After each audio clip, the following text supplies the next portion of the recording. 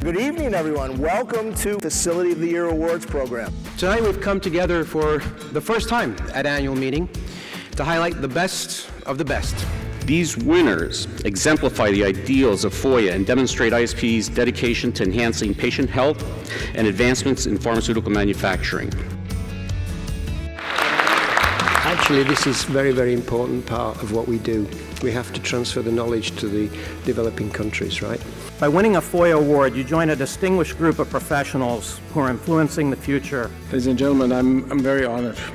We really did a great teamwork. I think everybody who worked on this project was really being flexible.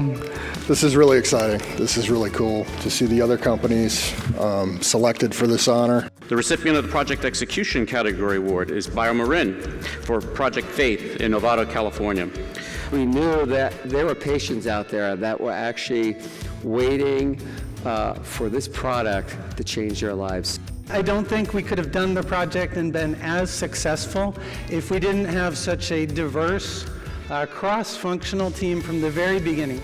I'd like to thank each of the category winners for ensuring that safe and quality medicines reach the people who need it, when they need it, anywhere in the world. My special thanks go to ISPE.